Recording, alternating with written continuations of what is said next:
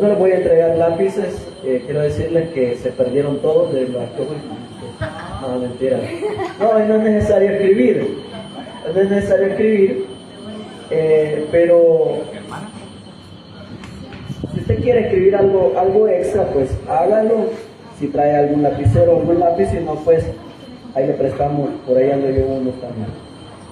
Váyanse a Mateo capítulo 24, Mateo capítulo 24. Vamos a hablar en el quinto capítulo de esta serie Eventos del Futuro, la segunda venida de Cristo. Sí, la segunda venida de Cristo. Mateo 24, versículo 29 al 31. Cuando usted lo tenga, me dice amén. Ok, vamos a leer la palabra de Dios en esta mañana y dice: e inmediatamente después de la tribulación de aquellos días, el sol se oscurecerá y la luna no dará su resplandor y las estrellas caerán del cielo y las potencias de los cielos serán conmovidas.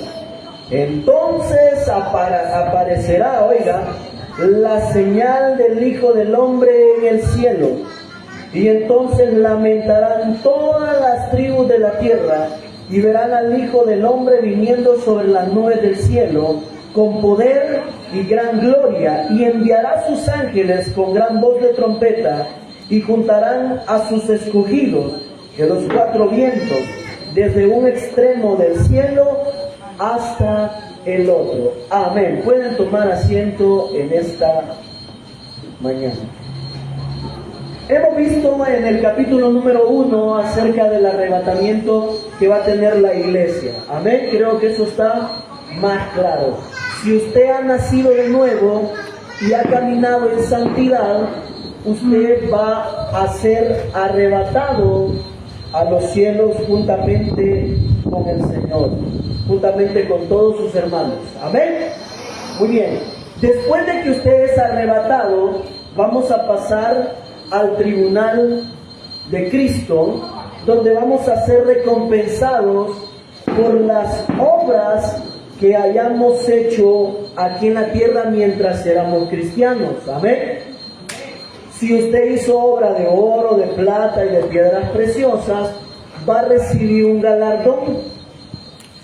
Y si usted hizo obra de madera, heno y hojarasca, va a ser salvo, pero no va a recibir ningún galardón. ¿Está claro eso? Ok, eso quedó bien explicadito en esa predicación. Luego hablamos acerca de las bodas del Cordero y la cena de la boda del Cordero. Y decíamos que la boda del Cordero es el acto donde Dios va a tener comunión con nosotros y nosotros con Él durante 7 años en el cielo. Allá pues vamos a recibir los galardones como habíamos explicado, y después de que los 7 años de tribulación pasan en la tierra, la iglesia viene con el Señor y celebran un fiestón en la tierra. ¿Se recuerdan? Que es la cena de la boda del Cordero, la cual se inaugura con un banquete. Lo comprobamos con la Biblia en Isaías en ese día, así que queda claro eso. Amén. Y si no, puede ver otra vez las predicaciones en nuestra página de Iglesia Gracia Celestial. Y el domingo pasado hablamos acerca de ¿qué? La gran tribulación. Y dijimos que la gran tribulación iba a durar ¿cuántos años? 7. Y esos 7 años iban a dividir ¿en cuántas partes? 2.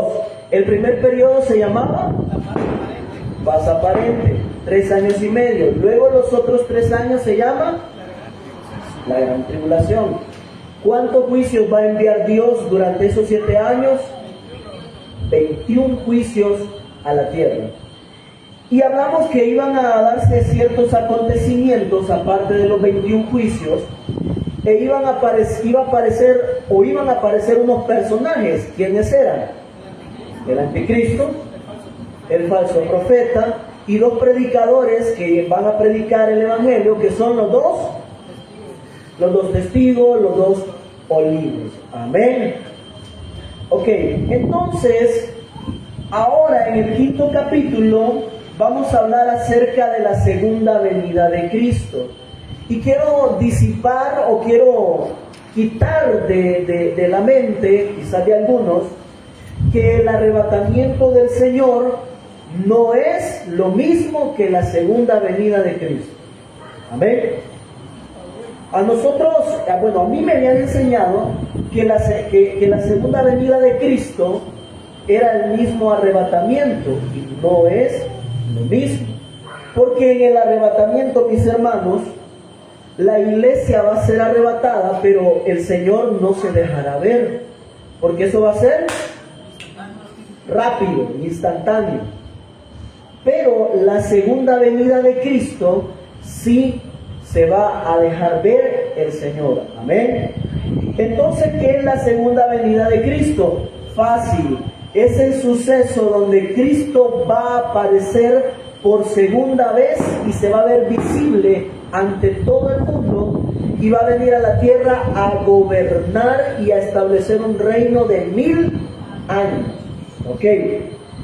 En la parte de la introducción de su material dice que la segunda venida es el suceso, el momento, el evento más grandioso donde Cristo vendrá del cielo con todos sus ángeles y con todos los creyentes que fueron. Nosotros vamos a venir con el Señor y sus ángeles. Amén.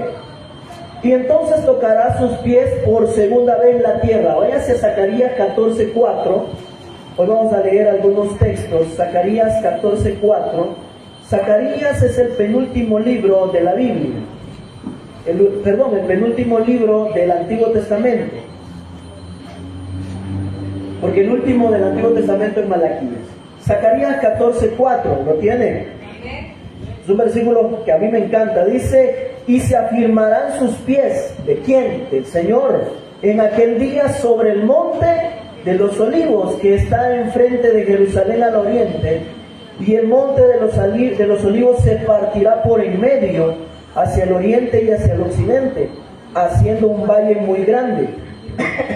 Y la mitad del monte se apartará hacia el norte y la otra mitad hacia el sur. Esta profecía aún no se ha cumplido. Se va a cumplir después de los 7 años de tribulación, cuando el Señor venga en las nubes con la iglesia, sus ángeles, y pose sus pies sobre el monte de los olivos.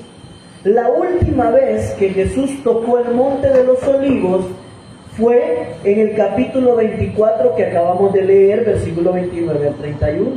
Esa fue la última vez que Jesús estuvo sobre el monte de los olivos y ya no volvió a pisar el monte de los olivos. Entonces la segunda vez va a ser en su segunda venida. Y ojo, esa montaña que está ahí, no sé cómo se llama esa montaña, ese cerro, a los que son lugareños de aquí, ¿cómo se llama? ¿No saben? San Jacinto. No, aquel. Este es San Jacinto. ¿Sí? Esta montaña no sé. Bueno, la cosa es que Jesús, pónganme atención, si Jesús viene, digamos que ahorita estamos en Israel y se posa sobre esa montaña se va a abrir en dos, se va a partir y se va a hacer un camino en medio, y ese camino se va a dirigir directamente al templo de Jerusalén, que va a estar en ese momento construido. Y ese camino va a ser como un camino real, donde el Rey de Reyes y Señor de Señores va a caminar a tomar posesión de lo que le pertenece por derecho legal y por derecho divino y por derecho de creación. Va a tomar el trono de Jerusalén y va a gobernar sobre toda la tierra. Amén. Entonces ahí se va a cumplir lo que dice Apocalipsis 1:7. Vamos a Apocalipsis 1:7. Amén. Ese detallito no lo conocían, ¿verdad? De que el monte de los olivos se va a partir en dos. Va a haber un terremoto para que eso se parta en dos. Y se va a hacer un camino real hacia el templo de Jerusalén, a la ciudad de Jerusalén. Y entonces ahí se va a cumplir lo que dice: he aquí que viene con las nubes. ¿Y qué dice? y todo ojo le verá, y los que le traspasaron y todos los linajes de la tierra harán lamentación por él. Sí, amén. O sea que esto es cierto. Todos aquellos que han despreciado al Señor en el pasado, cuando Él estuvo en la tierra, y todos los que han despreciado el Evangelio, y los que le traspasaron, y nosotros que también hemos traspasado la humanidad, el Evangelio del Señor, van a decir, ese es. Amén. ¿Y cómo es eso que todo ojo le verá? Fácil, la tecnología ha avanzado. Y van a ver en ese momento muchas cámaras que van a ver ese momento donde el Mesías se pose sobre el Monte de los Olivos y entre a Jerusalén a través de la televisión, a través de las redes sociales, y en ese tiempo están, van a ver y va a ver toda la humanidad cómo el Señor toma posesión de lo que le pertenece. Y entonces se cumplirá todo ojo de verdad, porque los que están en otro lado del mundo no lo van a ver literalmente, solo los que estén ahí en ese momento van a ver literalmente al Señor, y nos van a ver a nosotros. Amén. ¿Sí? Vamos a venir como ángeles del Señor a gobernar, a regir con vara de hierro el mundo y las naciones. Amén. Así que si usted es un buen gobernador en este tiempo, va a ser un buen gobernador en el futuro del Señor. Amén. ¿Se recuerdan las parábolas, verdad? El de las minas, el de los talentos. Sí. Al que mucho se le dio, se le va a dar más en el reino, para poder gobernar, para poder negociar. Eso no está escrito ahí solo por así. Entonces, la segunda venida del Señor es que Él va a venir literalmente a la tierra a gobernar. Y se van a dar 4 cosas importantes. Número 1, destruir el anticristo en la batalla del Armagedón. La batalla del Armagedón va a ser la guerra que le va a hacer el anticristo al Señor. El Señor, cuando aparezca en las nubes, va a tomar posesión del templo y va a destruir en ese momento a todos los ejércitos del anticristo. Ahí lo dice en Apocalipsis 19. Vamos a Apocalipsis 19. Apocalipsis capítulo 19, versículo 17 al 21. Y vi un ángel que estaba en pie en el sol, y clamó a gran voz diciendo a todas las aves que vuelan en medio de los cielos: venid y congregaos a la gran cena de Dios. ¿Sabe cuál es esa cena? Es todos los cuerpos muertos de los ejércitos del anticristo que van a quedar postrados en medio del valle de Megiddo, o el valle de Esdraelón, o el valle de Armagedón. Fíjense que nosotros tenemos una geografía, y esta parte de aquí es casi idéntica a la parte de Israel. En Israel, el valle de Megiddo es como toda esa planicie que usted ve ahí en San Marcos, Santo Tomás, Santiago de Texacuagos, todo eso para allá. Así es el valle de Megiddo. Los que tienen duda pueden buscarlo en internet en su casa, y es un enorme valle donde puede reunir millones de ejércitos. Y a un lado está el monte Carmelo, y al otro lado está el monte Gilboa, y en medio está ese valle de Esdraelón, o el Armagedón, como se le conoce. Entonces el Señor, en ese momento, cuando esté en Jerusalén, va a hacer un llamado a todas las aves: vengan aves, porque todos los ejércitos del anticristo van a quedar muertos, y todas las aves de rapiña se van a dar un banquete. Esa es la cena del Señor para las aves del cielo. Amén. Esa cena del Señor nos está refiriendo a la cena que va a celebrar con nosotros al establecer su reino, sino que esta cena es para las aves del cielo. Se van a comer a todos los ejércitos del anticristo. ¿Alguna duda referente a esto? Okay. Sigamos leyendo. Para que comáis carnes de quién? Reyes, de capitanes y carnes de fuertes, carnes de caballos y de jinetes y carnes de todos, libres y esclavos, pequeños y grandes. Y vi a la bestia, oiga, a los reyes de la tierra y a sus ejércitos, reunidos para guerrear contra el que montaba el caballo y contra su ejército. ¿Quién es ese que montaba el caballo? Es Jesucristo. Él va a venir montado en un caballo blanco y en su muslo va a traer un nombre que diga Rey de Reyes. El Verbo de Dios va a venir manchado en sangre, que significa el sacrificio de Él en la cruz del Calvario, que ha vencido a Satanás, al anticristo, a los demonios y a todos aquellos que se han opuesto al Evangelio del Señor. Amén.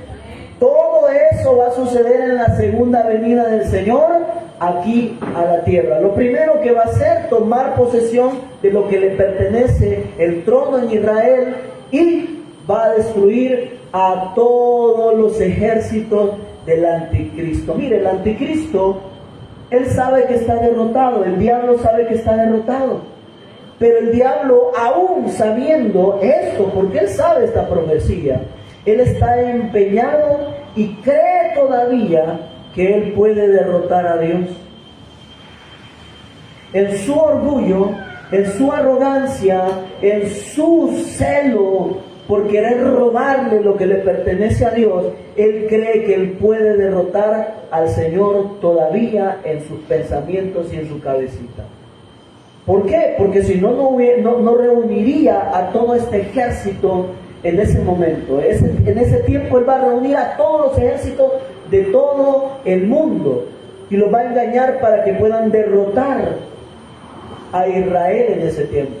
Esa guerra en Israel solo es un anticipo de lo que se va a dar en un futuro. Israel no va a estar en paz nunca hasta que el Señor venga en este momento que estamos hablando. Entonces Israel va a tener paz, verdadera paz. Pero Israel nunca va a tener paz hasta que no se cumpla esta profecía.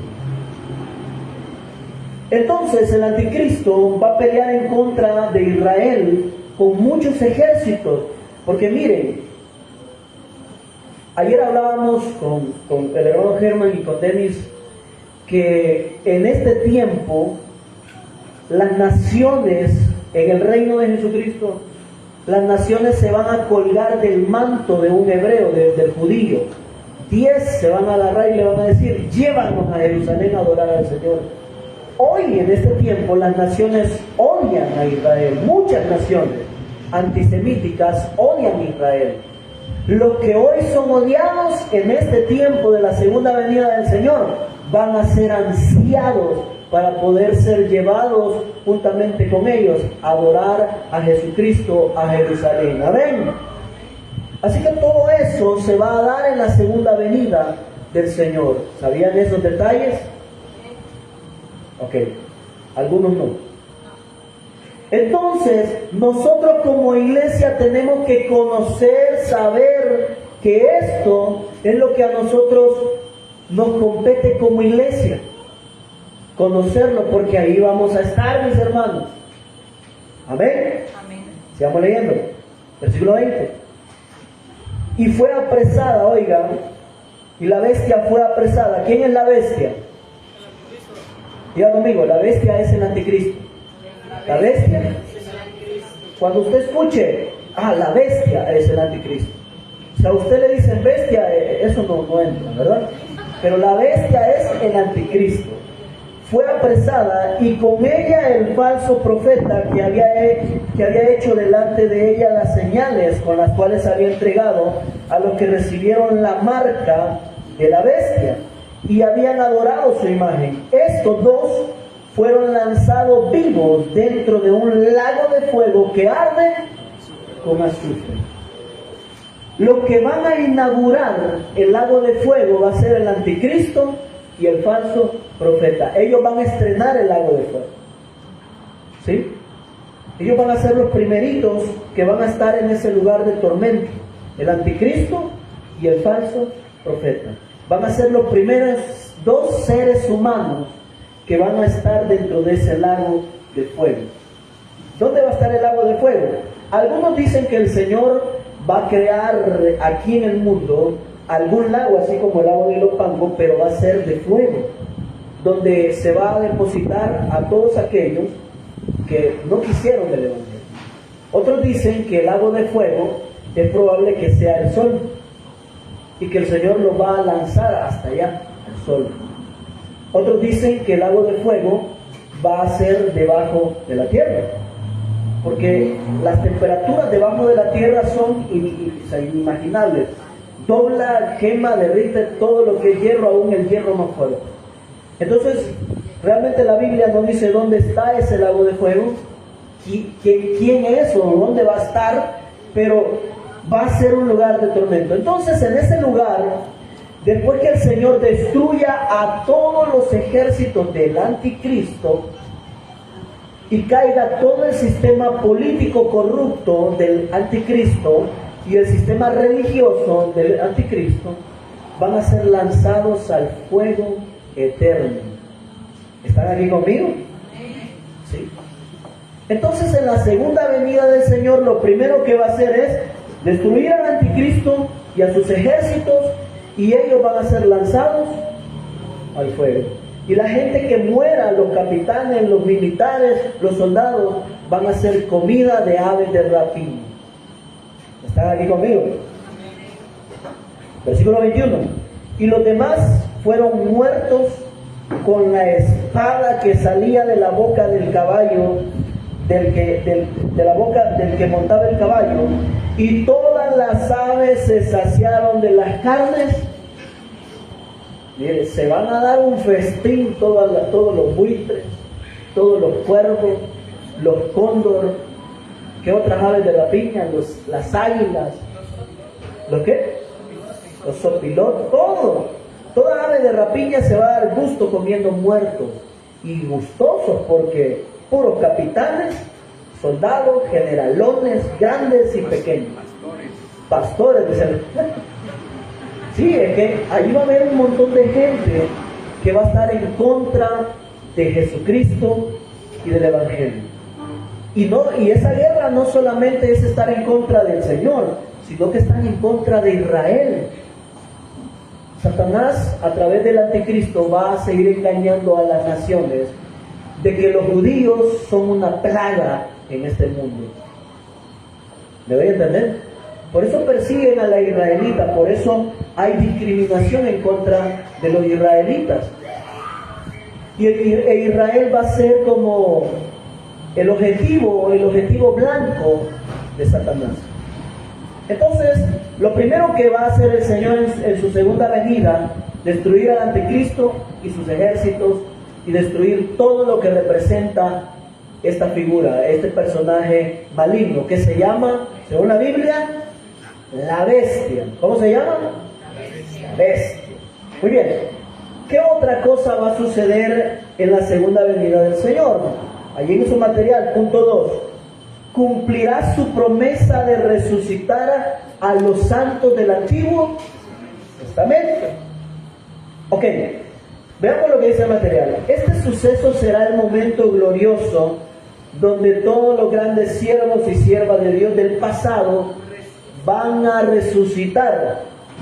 Abel, Abraham, Jacob, José, Moisés, Josué, David y todos los profetas y algunos reyes de Israel. También muchas mujeres como Sara, Débora, Ruth, Esther, María, la madre de Jesús, y mujeres creyentes en Cristo del Nuevo Testamento. Comprobemos este hecho donde van a resucitar todos estos santos. Daniel 12:2. Daniel 12:2. Daniel 12:2. ¿Cuándo van a resucitar? Les voy a decir cuándo. Terminan los 7 años de tribulación. El Señor viene sobre el monte de los olivos, destruye al anticristo y a todos sus ejércitos, y después de eso resucitan los santos. Algunos dicen que después, otros dicen antes. Pero el punto es que van a resucitar después de los 7 años de tribulación. Daniel 12:2. ¿Lo tienen? Y muchos, oiga, y muchos de los que duermen, cuando dice la palabra duermen es que están muertos, en el polvo de la tierra, ¿qué dice?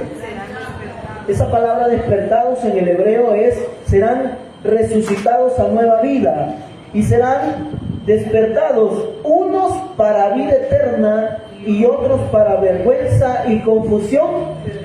Ok, pero nos vamos a quedar con esos donde van a despertar para una vida eterna. Todos los santos del Antiguo Testamento, todos los profetas, los buenos, van a resucitar después de los 7 años de tribulación. Es una promesa para los israelitas, es una promesa para los santos israelitas del Antiguo Testamento y del Nuevo Testamento. Amén. ¿Sí? Así que esas mujeres que usted ve en la Biblia y usted dice, wow, qué vieja esta, qué mujer esta, qué hombre este, van a resucitar en aquel día. Amén.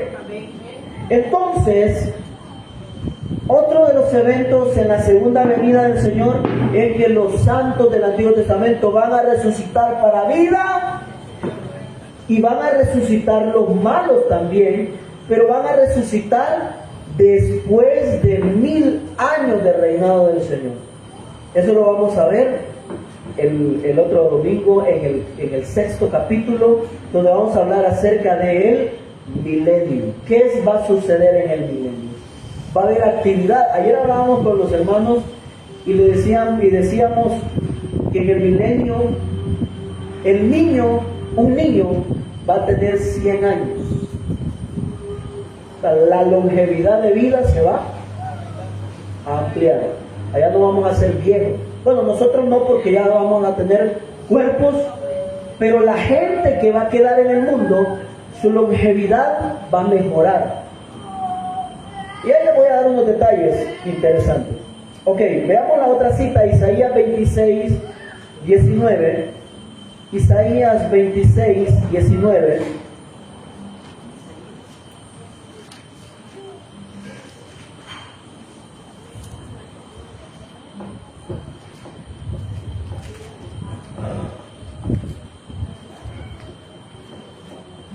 Isaías 26:19. En cuanto a esto, que los santos van a resucitar, ahí está la promesa. Tus muertos vivirán, sus cadáveres, que dice, resucitarán.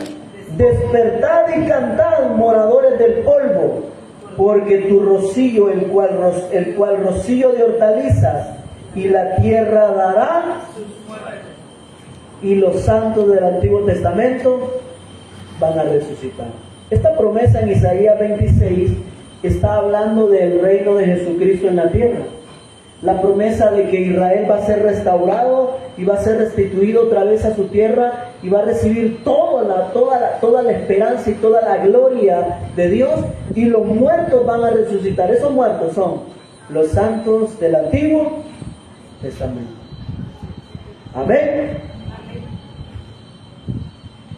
Así que va a ser un momento bonito, un momento glorioso. Nosotros vamos a poder ver todo eso. Amén. Pero ¿qué es lo que tiene que hacer usted? Lo que he venido predicando desde el primer capítulo. Nacer de nuevo. Para poder ver el reino. Y el reino de Dios es desde el arrebatamiento, el tribunal de Cristo, la venida con Él, el reinar en los 1000 años aquí sobre la tierra. Eso es parte del reino de Dios. ¿Sí? Así que si usted no ha nacido de nuevo, hoy es cuando, hoy es tiempo de poder nacer de nuevo. Veamos la siguiente cita, Lucas 14. Lucas 14. Lucas capítulo 14, ¿lo tienen? Versículo 13 y 14, y dice: mas cuando hagas banquete, creo que ese es, ¿verdad? 13. Mas cuando hagan banquete, llama a los pobres, los mancos, los cojos y los ciegos, y serás bienaventurado, porque ellos no te pueden recompensar, pero te será recompensado, oiga, en la resurrección ¿de quién? De los justos.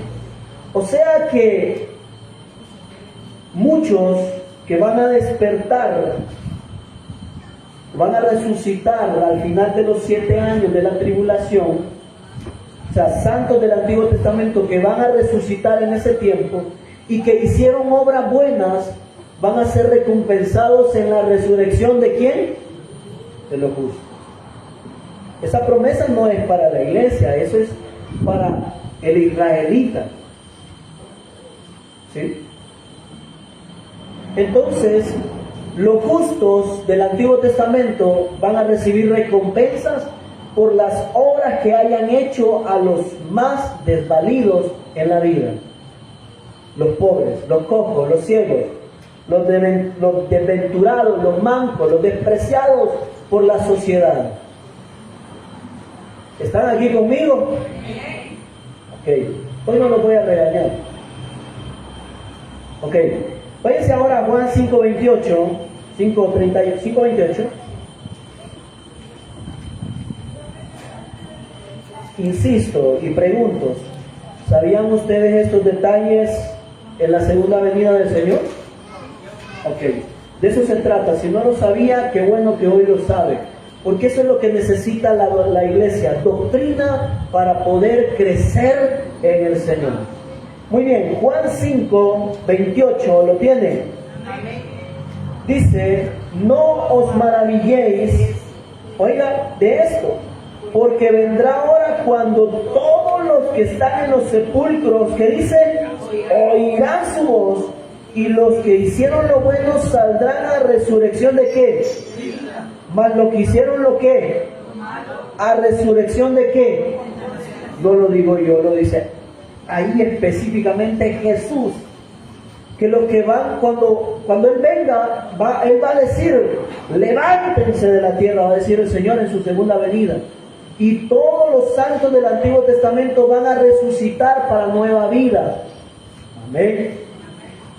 Y los que van a ser condenados, eso lo vamos a hablar en el próximo capítulo, para no adelantarnos. Entonces, el segundo suceso en la segunda venida del Señor es que todos los santos de la Biblia van a resucitar después de la gran tribulación. Y lo vamos a conocer. Amén. Qué bonito va a ser poder estar con siervos del Antiguo Testamento, alabando, glorificando y cantándole al Señor y gobernando la tierra juntamente con ellos. Amén. De película, ¿verdad? Pero la palabra de Dios así lo dice y lo creemos por fe. Amén. Vamos al tercer punto de lo que el Señor va a hacer cuando venga en su segunda venida. ¿Juzgará a la nación? Ok, y aquí me voy a meter en un tema delicado porque es necesario que así sea. Lucas capítulo 13, Lucas capítulo número 13, ¿lo tienen? Versículo 23 en adelante. Y alguien le dijo, Señor, ¿son pocos los que se salvan? Y él les dijo, esforzaos a entrar por la puerta angosta, porque os digo que muchos procurarán entrar y no podrán.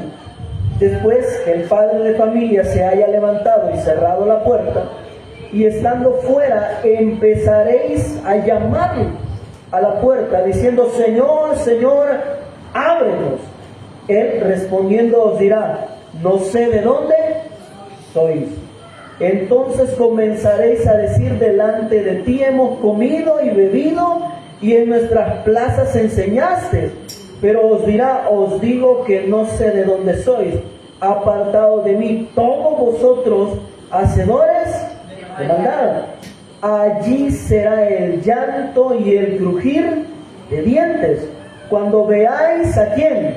A Abraham, a Isaac y Jacob, y a todos los profetas en el reino de ¿quién? De Dios. Y vosotros, ¿qué dice? ¿Y quién son esos vosotros? Israel. El Israel incrédulo. ¿Saben ustedes que actualmente Israel hay una parte que no es creyente? Hay ateos en Israel. Hace muchos años hubo una marcha gay en Israel. Cuando antes Israel no aceptaba este tipo de manifestaciones, hoy ya se puede hacer en Israel. ¿Me voy a entender? Y hay un gremio de ateos en Israel.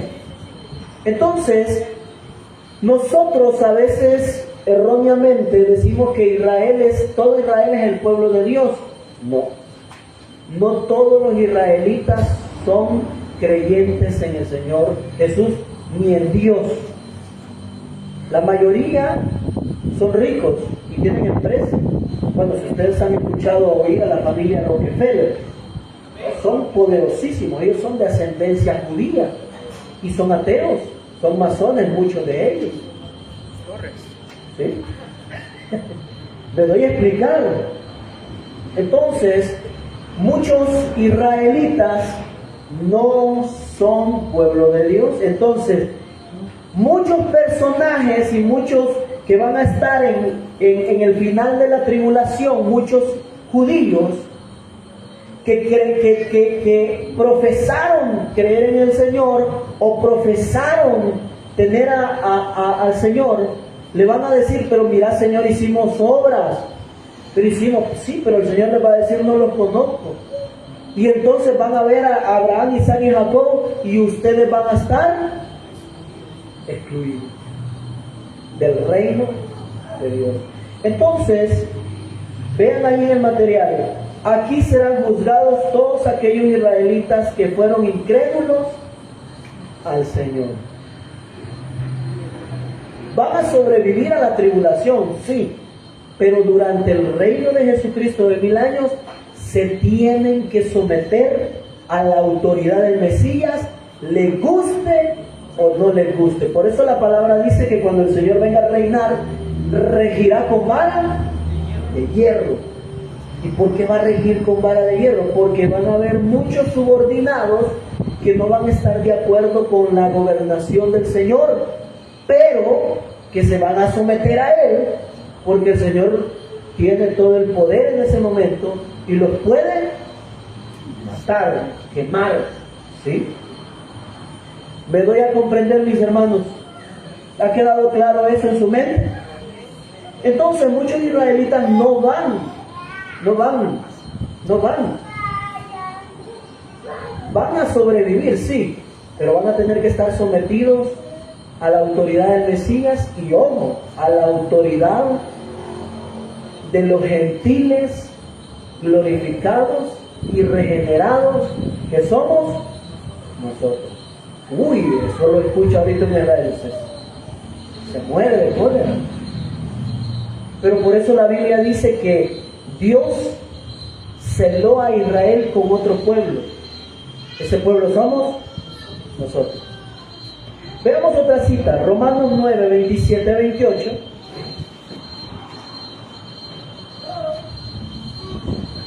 Romanos 9, 27 y 28, ¿lo tienen?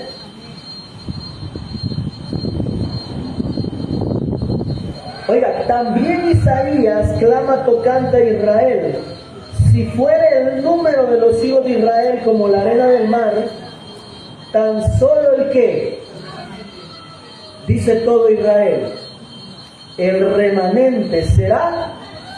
O sea que de ese montón de gente de Israel, solo un remanente va a ser salvo, porque el Señor ejecutará su sentencia sobre la tierra en justicia y con prontitud. Y como antes dijo Isaías, si el Señor de los ejércitos no nos hubiese dejado descendencia, como Sodoma habríamos venido a ser, y a Gomorra seríamos. ¿Saben lo que está diciendo esa profecía? Que Israel tiene un remanente que va a ser fiel y se va a convertir al Señor cuando lo vean en su segunda venida. Y que gracias al Señor y a su misericordia, no van a ser destruidos total como Sodoma y como Gomorra. Entonces un remanente fiel va a estar con el Señor, pero el remanente infiel, ese va a estar bajo el poder del Mesías.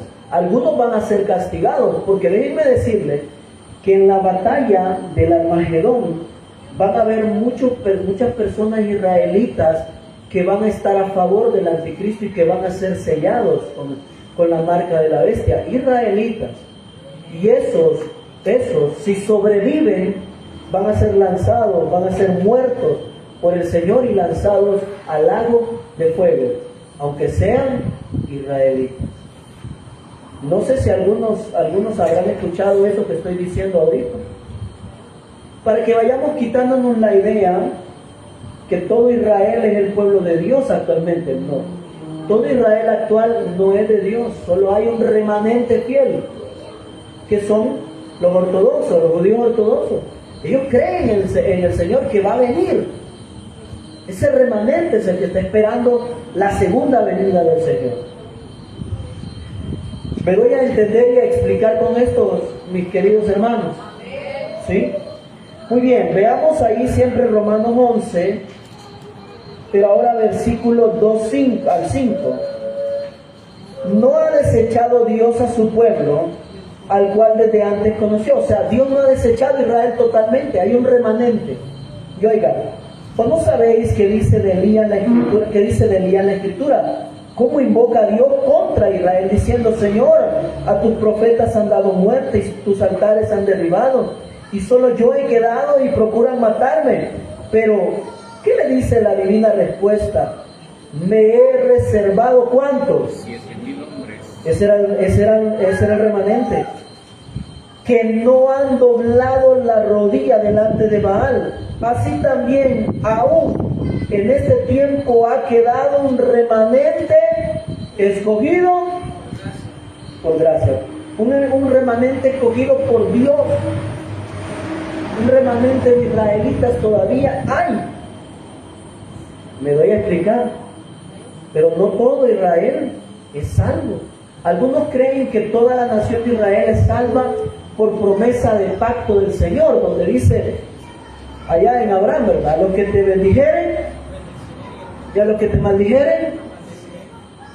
Y dicen, pues todo Israel va a ser salvo. No, no todo Israel. Hay muchos israelitas que son ateos y no creen al Señor. Lastimosamente así es. Amén. Entonces déjenme hacerle una aplicación. Dios no tiene hijo favorito. Dios no tiene exclusividad con ninguna nación. El requisito es creer en Él, adorarle, seguirle y vivir en santidad. Amén. Así. Ahora veamos el versículo 26 y 28 siempre del capítulo 11. Y luego, todo Israel, cuando dice todo Israel, se está refiriendo a ese remanente. Y luego todo Israel será salvo, como está escrito: vendrá de Sión el libertador, y este será mi pacto con ellos cuando yo quite sus pecados. ¿Cuál es el pecado de Israel, el del Israel religioso actual? Que no creen en Jesús, el Mesías. Ellos están esperando a otro. Así que en cuanto al Evangelio, son enemigos por causa de vosotros. Pero en cuanto a la elección, son amados por causa de los padres. O sea que ellos son amados gracias a esos pactos que Dios tuvo con Abraham, con Isaac, con Jacob, con David, con los profetas, con los siervos. Por esos pactos Israel es amado, y ese remanente, aunque incrédulo y opositor al Evangelio, van a ser salvos en aquel día, porque están esperando al verdadero Mesías. Un Mesías diferente al que nosotros creemos, pero el cual es el mismo. ¿Me voy a entender? ¿Sabían ese detalle? No. Bueno. Y cuarta cosa que el Señor va a hacer en la segunda venida. Dijimos, primero va a destruir al anticristo, sus ejércitos en el valle del Armagedón, en la batalla del Armagedón. 2, van a resucitar todos los santos. Él los va a llamar y va a resucitar a todos los santos del Antiguo Testamento y algunos del Nuevo Testamento. 3, va a juzgar a la nación de Israel. Ya, eso quedó claro. Y vamos al punto final. Juzgará a todas las personas de todas las naciones. Comprobémoslo, Mateo 24, 14.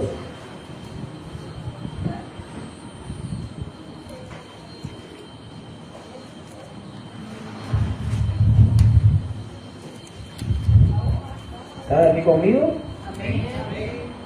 Ok, y dice Mateo 24, 14. Y será predicado este evangelio del reino en todo el mundo, para testimonio a todas las naciones. Y entonces, este versículo ha sido mal interpretado y se lo voy a explicar en esta mañana.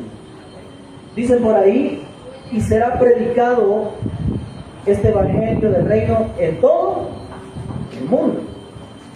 Actualmente, el evangelio es predicado en casi todo el mundo. Hay lugares, por ejemplo, en África, hay lugares en el Medio Oriente, en las naciones árabes, y hay lugares en Sudamérica, sobre todo en tribus amazónicas, donde el ser humano y su tecnología jamás ha podido llegar, y donde jamás el evangelio ha sido predicado. De hecho, hay etnias en México, en las sierras de México, donde hay personas indígenas donde jamás han escuchado el nombre de Cristo Jesús. ¿Sí? Entonces, todo el evangelio del Señor todavía no ha sido predicado. Pero este versículo, ¿cuándo se va a cumplir? Donde dice, y será predicado este evangelio del reino en todo el mundo. ¿Saben cuándo se va a cumplir este versículo? En los 7 años de tribulación. Porque Jesús está hablando del versículo 1 al versículo 28 de Mateo 24 sobre la tribulación que va a haber sobre la tierra. Y entonces ese evangelio que va a ser predicado en todo el mundo va a ser predicado por los 2 olivos, los 2 testigos, que van a predicar por 3 años y medio a la gente que van a estar en la gran tribulación. O sea que Dios, a pesar de que va a dar un castigo de 7 años bajo 21 juicios, Dios todavía va a tener gracia para las naciones que van a estar ahí, y les va a mandar 2 predicadores para que prediquen ese evangelio en todo el mundo. Y entonces, cuando todo ese evangelio haya sido predicado, ¿se acuerdan que el anticristo va a matar a los 2 testigos? Entonces el evangelio ahí habrá sido, y después que dice, miren, para testimonio de las naciones, y entonces vendrá el fin. ¿Saben cuál es ese fin? Los juicios.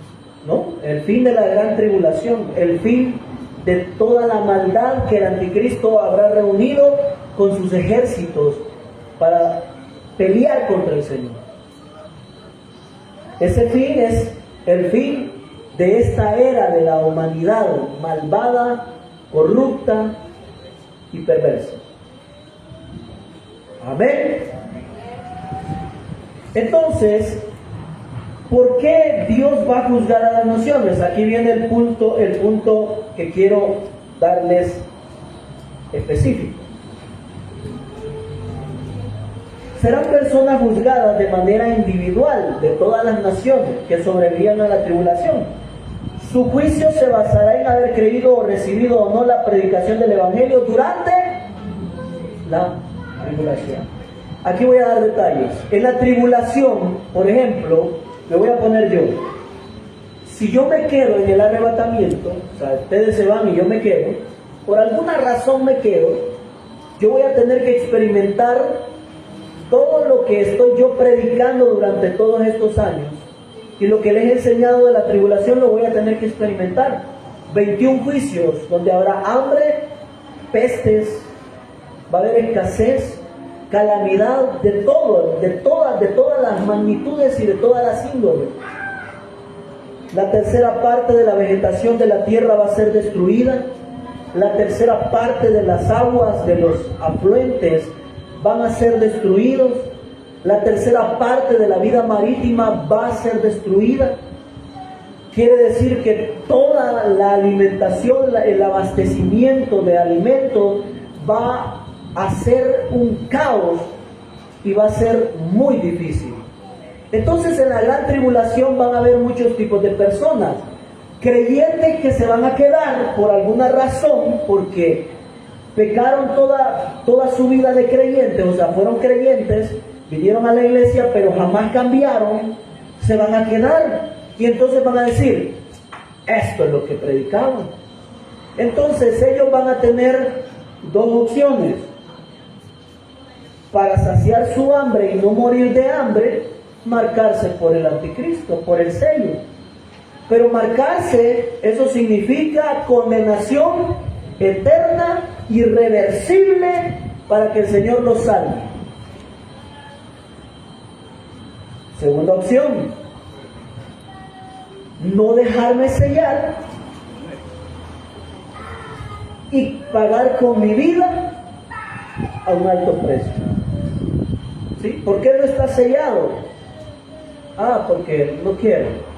Entonces tú eres seguidor de Dios, tú estás a favor del Evangelio. Sí, maten. Entonces, el que muera en ese tiempo para no dejarse sellar y en ese momento diga, no, yo creo en Dios, no me dejaré sellar, maten. Esa va a ser su última oportunidad. Y si usted muere sin sellarse, creyendo en el Señor, usted va a ser salvo. Esa es la última oportunidad, pero a un gran costo de su vida. Tercera opción.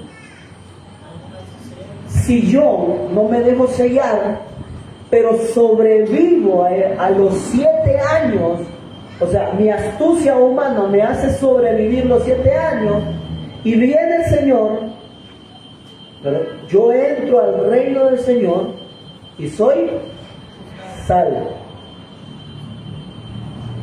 Amén. Por eso dice en Romanos 10, el versículo 10 en adelante, y en aquel tiempo todo el que invocare el nombre del Señor será salvo. Ese versículo se va a cumplir en la segunda venida del Señor. Que todo aquel que anduvo entre Camagua y Elote en el Evangelio, si se queda, ¿verdad? Pero sobrevive a la gran tribulación, va a poder pedir perdón al Señor, aunque si no está sellado, si no está sellado, va a poder ir al trono del Señor en Jerusalén y le va a decir al Señor, Señor, sálvame. Y entonces será salvo. Me doy a explicar, mis hermanos. Dejen la basura. ¿Sí? Él está diciendo que en la gran tribulación vamos a pedir que nos maten. ¿Sí? Si se supone que en este tiempo no va a haber muerte. Es lo que hablábamos la vez pasada. Explico. Hay un texto en Apocalipsis que dice que la muerte huirá de los hombres. Entonces la gente, cuando vea la gente pagana, esto es para los paganos, cuando vean los 21 juicios sobre la tierra y que no tienen salida, van a desear morirse. Algunos van a intentar suicidarse y no se van a poder morir, porque la muerte huirá de ellos. ¿Por qué? Porque es un castigo de Dios, es un juicio de Dios. O sea, Dios tiene que darle todo el juicio a toda la humanidad perversa y corrupta. Pero eso es para los paganos completamente. para nosotros, pero en el caso mío yo me quedo, ¿verdad? Y sobrevivo, pero yo no estoy de acuerdo ni con el sistema del anticristo, sino que estoy de acuerdo con el Señor y espero que el Señor venga, entonces la muerte para mí sí va a ser realidad. O sea, sí voy a morir. O sea, la muerte no va a ser gustativa para los paganos, porque ellos van a desear morirse para acabar su sufrimiento. Entonces la muerte huirá. Ahí se cumple con ellos. Con nosotros, ¿no?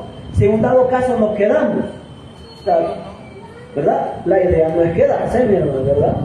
¿Quién se quiere quedar? Levante su mano. ¿Me canta o oferta? Sí. Por eso, mis hermanos, viene la exhortación para la iglesia. No juegue a ser cristianito. No juegue con la palabra de Dios. Los predicadores no jueguen con esto. ¿Me doy a explicar? Los servidores no jueguen a ser creyentes, a estar con un pie afuera y con un pie adentro. Esto es serio, mis hermanos. Algunos creen que esto es una obra de ciencia ficción, un cuento de Narnia, un cuento del Señor de los Anillos. Creen que es una película. No, el Señor es sobrenatural. Sus promesas son sobrenaturales. Sus juicios son sobrenaturales. Sus promesas de esperanza para Israel, para la iglesia, son sobrenaturales. Todo lo que va a suceder es sobrenatural. Por el amor de Dios, iglesia, póngase firme en santidad en el Espíritu Santo. Amén. El que fornica, no fornique más. El que adultera, no adultere más. El que roba, no robe más. El que miente, no mienta más. El que está haciendo corrupción en todos los sentidos, no haga más corrupción más, mis hermanos. Porque entonces la iglesia cae en el estado de tibia y el Señor vomitará a los tibios. Y el proceso de regurgitación, de vomitación, es un proceso que el cuerpo rechaza lo que no sirve. Y Dios sí vomitará a los que no sirven de la iglesia. ¿Me doy a entender? Así que tenga temor, mis hermanos. ¿Me doy a explicar? Tenga temor. Ay, no, si el Señor no viene todavía. No, tenga temor. Deje de andar de pícaro. Deje de andar de pícara. ¿Ya escucharon, iglesia? Ya me puse serio. Porque esto es realidad. Muchos predicadores van a quedar en la tribulación, mis hermanos. Muchos pastores, muchos líderes. Ahora imagínense el cristiano oveja banca, que no tuvo un compromiso serio como nosotros lo tenemos. Y los artistas se van a quedar también. Y se queda de él. Me doy a entender, mis hermanos. Me doy a entender, iglesia. ¿Están aquí? Así que mire, ¿por qué les digo esto? Porque ser cristiano es de valientes. El cristianismo no es un lugar o no es un sistema de picnic donde usted solo va a pasar disfrutando. Hay que crecer en la palabra de Dios. Amén. Y los violentos lo arrebatan. El que se va a quedar, mi hermano, bueno, ahí se acuerdan de mí, si se quedan. Me acuerdo lo que decía, ¿verdad? Y entonces en esos 7 años de tribulación se va a cumplir en amplitud la profecía y tendrán comezón. Por eso venga aquí a oír la palabra de Dios, mis hermanos. No sienta que, ay, es que ya nos van a regañar. Es que de esto se trata, que crezcamos. Jesús vino a salvar lo que se había. Jesús le dijo a los fariseos, yo no he venido por los sanos, he venido por los... Y usted y yo estamos enfermos por el pecado que habita y mora en nosotros. Que por rato sale. Por eso debemos de caminar en santidad con Él, Señor. No lo quería regañar, pero es necesario, mis hermanos. La iglesia no puede estar tibia. ¿Escucharon, iglesia? Amén. Vamos a terminar, a concluir. 1 Corintios 6. La segunda venida del Señor, cuatro cosas. Destruye al anticristo en la batalla del Armagedón. 2. Resucitan los santos del Antiguo Testamento. 3. Juzgará a la nación de Israel. 4. Juzgará a las naciones por la predicación que se va a dar de los 2 olivos. Y vamos a concluir en 1 Corintios 6, y un versículo bien conocido, versículo 2 y 3. ¿O no sabéis que los santos han de juzgar al mundo? O sea que allá la hermana Vero, si no se queda, ¿verdad? Claro, okay. Si no se queda la hermana, no se va a quedar, ella va a juzgar en el reino del Señor a las personas que se van a quedar. Me doy a entender. La gente que sobreviva a la tribulación, la gente de las naciones que sobrevivan, van a ser juzgadas por nosotros. Amén. Dígame, mi hermano, hombre. Como que si estoy contando chistes, si esto es verdad, van a ser juzgadas las naciones por nosotros. Y si el mundo ha de ser juzgado por vosotros, soy indigno de juzgar cosas muy pequeñas. ¿O no sabéis que hemos de juzgar a quién? ¿Cuánto más las cosas? Pablo lo que está diciendo, miren, vamos a juzgar cosas mayores. Vamos a juzgar a las naciones.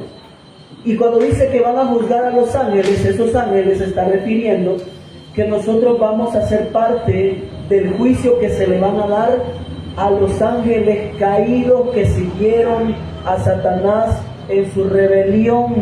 O sea que Pablo está diciendo que en la segunda venida del Señor, nosotros como iglesia vamos a tener un enorme privilegio de juzgar a las naciones que habrán sobrevivido a la tribulación, y vamos a juzgar a los ángeles caídos, a los demonios que van a ser lanzados al lago de fuego. ¡Qué privilegio, mis hermanos! Por eso Pablo dice, miren, ustedes van a juzgar cosas mayores, y cosas chiquitas en la iglesia no las pueden juzgar. O sea, no pueden dar un criterio. Miren, si van a juzgar cosas mayores, ¿qué es lo que quiero decir, mis hermanos? Que esto de la segunda venida del Señor y las cosas que vamos a experimentar como iglesia glorificada es palabra de Dios. Amén. Y todo gracias y cortesía a la sangre de Jesucristo, el Señor y Rey de Reyes y Señor de Señores. Amén. Todo esto es posible gracias a la redención que Él hizo, a la salvación que Él efectuó. Así que póngase de pie en esta mañana y vamos a recoger la ofrenda, mis hermanos.